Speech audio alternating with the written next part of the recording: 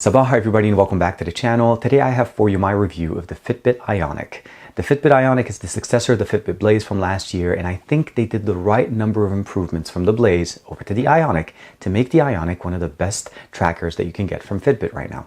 I want to say thank you very much to Verizon for allowing me to check out the Fitbit Ionic, and I'm going to share with you guys my experience after using this for the last couple of weeks. This is TK, let's check it out.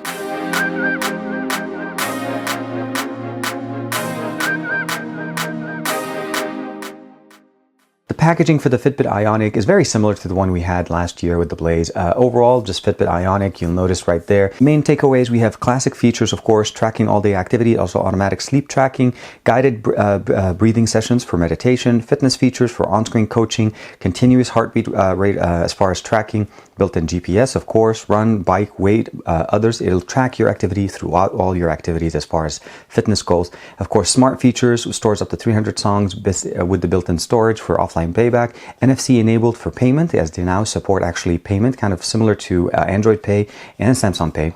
Call, text, and calendar, and apps alert partner apps like weather and sports. So notification functionality, day to night design, and that's what they're talking about, the new option here. You'll notice right there, it actually has a very nice design. Now, you'll notice obviously the watch is missing from the box, but that's because I'm wearing it right here. So we'll get to that in a second. As far as the actual packaging, we have some instruction manuals. We have the charging cable, which is definitely a new refresh. And before I go too far, there is an additional small strap. So it does come with a large and a small. It came already mounted with the large one, and that's the one I'm using. One thing I want to mention is the change in design as far as the charging dock. And they went away from having us removing the entire display from the Fitbit Blaze. So you'll notice right here, here it is, the Fitbit mounted, and we're done. This is exactly all you need to be able to charge it. It's magnetic and it's strong enough to actually hold the Blaze. Looking over both watches, you'll notice a couple of things. The first thing you want to notice is that the design changed. We no longer have to remove our watch. The watch actually can stay within the actual casing here with the Fitbit Ionic. The button placement is pretty much the same, although we now have them as textured. And you'll notice right there, there's some antenna bands for the connectivity that we have. Last but not least, we also have the power button, or the main button here, the turn on screen, and as far as selection button here, right there. Fitbit is still sitting on the side. On the bottom, we still have a slew of connected devices as far as heart rate monitoring and as well as any other tracking that they added. I think as far as I understand it correctly is they both still provide all-day heart rate tracking, and the main difference now, of course, is that you notice this mechanism that we have where we're able to actually change the actual wristbands is pretty much changed. We actually have a much simpler one. This one, just basically, you literally go in, press this button, and remove it. And that's how easy it is. And then putting in a new one, snaps on, as simple as that. The aesthetical difference change from between the two, I think it's very nice. I was never a big fan of the Blaze's removable screen option because it just provided too many options for things to wear out over time. Putting them in also was not the easiest thing. You always have to kind of align it correctly and kind of become an expert at this. But over time, you'll get better at it. And you have to do this every night to be able to charge it, unless you got the aftermarket one, as I mentioned. And at that point, it's an additional expense. Here, with the new dock, it's super simple. You put it in and it's your set. It's super magnetic and it works very well. 4 days on this one and about 5 days on this one. Focusing on the new design with the strap, I really like the way the strap is made. It's a soft plastic, rubberized plastic here that feels really good. And they also still have now this little clamp. So not only does it go through, and that's your main connection here, and you'll be able to put the option here. And then this extra one, which makes it super, super, super strong. On is very simple. You bring it in, put it in. And I find that if you put a finger in and you just clamp it on, it clamps on very nicely, and then just tighten it. So that makes it to be very nice. It'll sit on. The heart rate sensor is connected. It does not have to be super tight on your skin. And then, of course, you can customize and use the watch to your liking. Fitbit has a very nice and very well-developed application that runs on both iOS and Android. You have your main dashboard that gives you access to your information. You have challenges to be able to not only accept challenges, but challenge other people if they have the Fitbit app and they're within the same ecosystem, of course. Community, you'll be able to basically go through and see some of the other performances, other people's challenges, and get motivated. This way, of course, there's notifications and messages if you're communicating with other people. It has this aggregated number of information, steps, miles, floors, calories, and minutes. Of course, 3 to 5 day weekly exercise is what they're recommended, and it shows that basically I'm getting there pretty close. How am I sleeping? If you like to wear this as when you're going to sleep, it will track your sleeping. I do have a different system for me at home here with my smart bed, so For me, I did not use this functionality. Also, you can track your weight and add additional information. Of course, clicking on it will give you your aggregated information for the last couple of weeks. You can go into the main step here that shows you the years. You can go by years and months, customize the options going between the steps, miles, all the other stuff that you want to do. You may have noticed that I switched phones right there, and that's just because the Fitbit app actually is pretty good. You can install it on multiple devices, sync your watch to one of the devices, and as long as you have sync turned on, it'll sync your information over one device to the other. This is my Pixel 2 XL, and that other device was the Galaxy S9. The reason why I wanted to show that to you guys here is this is how you actually sync up your information. You swipe down, it finds your watch, connects directly automatically, and then it'll connect via Bluetooth and download your information. You can customize different things within the watch, the clock face, the apps, depending on the apps that you have installed. You can download and install additional ones. You'll notice, we'll give it a second. So here's the applications that I have installed, and this is the order that they're installed. You can go into all apps and download additional apps directly from them. So you'll notice there's a very nice, kind of like a Play Store of sorts. And you can download different ones like controlling your Hue light bulbs, Yelp, Switcher, Pandora is already installed, flashlight, of course GPS, altimeter, and I'll show you some of the ones that we have installed. Of course, E-Trade is in there, New York Times, and then Think Fast. So definitely has been updated, and it's a much better ecosystem now than it used to be. Media, this is where you'll be able to sync up media from your device, your phone, over, and you'll notice Pandora is one of them, and personal music is over. You can set up Pandora if you have a pro license to be able to download music and put them for offline playback.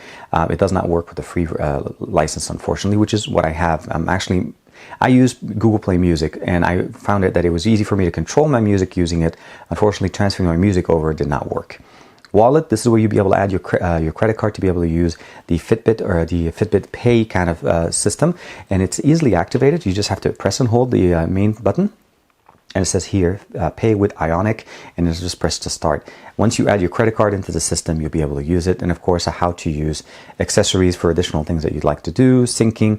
You can set up your notifications, reminders, main goals, of course, wrist placement.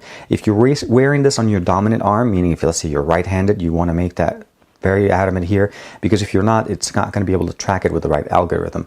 Wi-Fi settings for connected whenever you're home. So if you walk away from your phone in your home, you'll be able to basically get your notifications through. Exercise shortcuts, that's the little button that we have here. Pressing here gets us access to the running, bike, swim, treadmill, and weight. And then pressing here takes us back. And of course, we have always connected and keep alive widgets. So all of those things are easily configured, and of course, if you delete it here, it will remove this Ionic from your account. Now, to turn on the screen on this device is pretty simple. You either just twist your arm and it'll bring it back and turn it on, or you can manually initiate it by pressing the power button here on the left. It's really more of a wake and sleep kind of button. If you press and hold it for an extended amount of time, it just takes you into the Ionic, or I'd say the Fitbit Pay.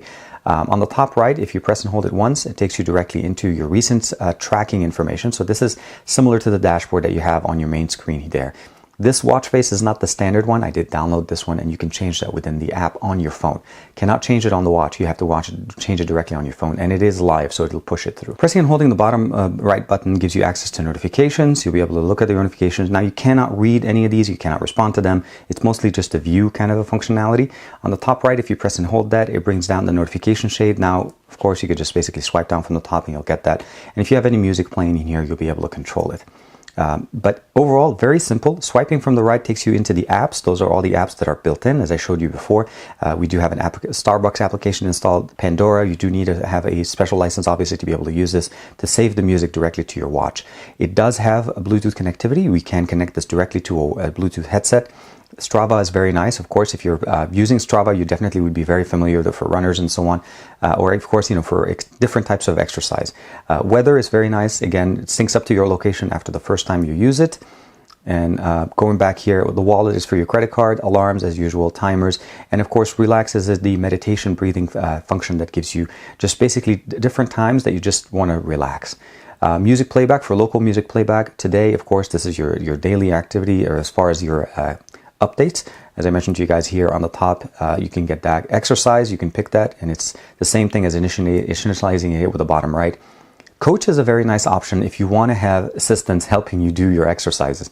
So your Coach is built into your watch. You can start different exercises and it'll do different intervals and it starts you. So it not only it's used for the timer, but it also helps you go from one exercise to the other. Overall, I find it to be very nice, very simple to use. I've used it for the last couple of weeks. I've used Fitbit activity trackers for many, many years. And what I like about them is that they're simple to use, and easy to work with friends. Using this tracker to be able to challenge a friend or communicate with a friend that already is on the Fitbit ecosystem, similar in this situation. So like for my wife, I'm able to basically jump on and basically set up a challenge for the weekend for us to be able to kind of just shoot over to where I go do some hiking and so on. And it does really well as far as the tracking. What I found some of the limitations on this is it's the closed ecosystem, obviously. I cannot do any kind of tracking or competition with somebody that's using, let's say, the Samsung ecosystem. This isn't necessarily the best one, but it does have its own, pluses and minuses. So if you're looking for a fitness tracker from Fitbit, I think the Ionic is definitely one of the best that you can get. They do have a very big selection that you can check out. I'll give you guys, of course, a link in the description below to Verizon's website to check them out. The main thing you want to make sure that you're aware of is get the right Fitbit for what you need. I think the Ionic has all the cool things that you want to get out of a watch now. The NFC payment, the display, long battery life, functionality, offline music playback, Bluetooth connectivity to your phone, Wi-Fi connectivity, as this watch actually has Wi-Fi to connect directly to get access to your phone's notifications. Of course, notifications, easy access to exercises, coaches, wellness. So many things you could do with the Ionic, and I think that's just how nice it is. It's built into a simple package. So let me know what you guys think in the comments below. What are your thoughts on Fitbit? Have you used the Fitbits before? Again, I've used the Fitbit Zip, the Fitbit Ionic, the Blaze. I've used many different forms of Fitbit trackers over the years, and I have yet to be disappointed with any one of them. For every form factor that I've used, it's always been great for what it does, and the app always did exactly what it's intending. Just keep in mind, again, it's an ecosystem. As long as you're buying into it, you're great. Like and subscribe as usual. Let me know what you guys think in the comments below. Thank you very much to Verizon again for allowing me to check out the Fitbit Ionic. But let's not waste any time. Go ahead, have fun, run, do all your exercises, and let me know how well you're doing. I'll see you guys in the next video.